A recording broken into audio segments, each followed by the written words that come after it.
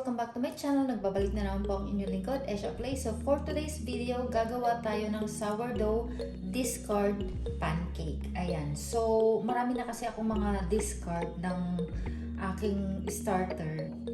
Gagawa tayo ng pancake na gawa sa discard. Yan. So mga ingredients na kailangan natin gamitin. So meron ako ditong 1 cup ng flour and gagamit din ako ng 1 cup ng discard.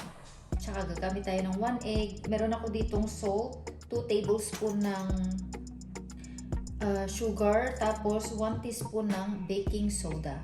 Tapos kailangan din natin ng milk, and kung meron kayong butter or preferred nyo ang butter, go ahead. Pero ang gagamitin ko is itong olive oil. Ayan, gagamit tayo ng 2 tablespoons. So, ipapakita ko na lang po sa clips kung paano ko po siya gagawin. So, ayan guys, pagsasama-samahin lang natin lahat yung ating mga ingredients. Ayan. So, kailangan ko ng 1 cup ng flour. Ayan, 1 cup.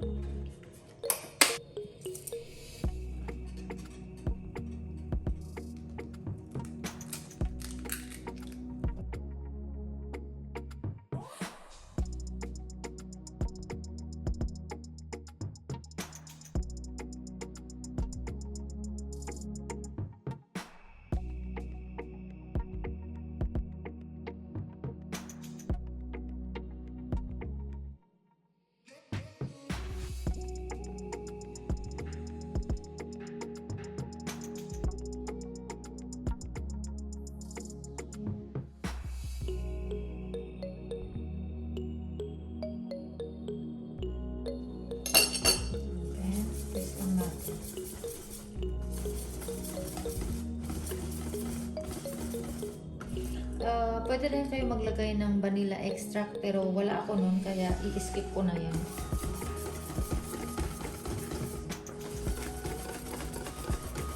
So meron akong ghee dito guys, since paubos naman na siya, so gamitin ko na. Pero kung meron kayong butter, go ahead.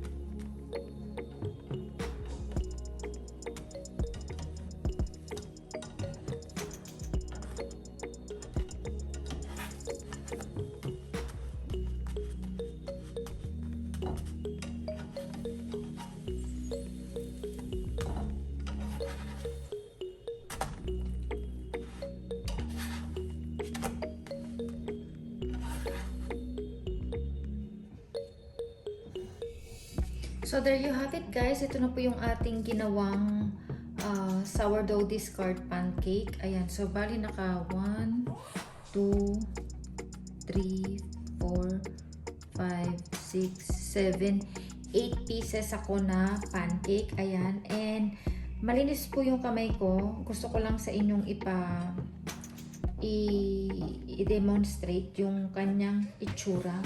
Ganyan siya kalambot guys. Ayan. So ayan guys, i-taste test natin. So, ang ginagawa ko lang, kapag wala akong maple syrup, sugar, at saka butter. So, ngayon, since nakakaangat tayo ng konti, dahil may nag-sponsor ng ating maple syrup, kaya meron tayo ngayon dyan. So, ayan, nilalagyan ko lang yan ng butter, tapos ng maple syrup. So, i-taste test natin itong ginawa natin sourdough discard pancake.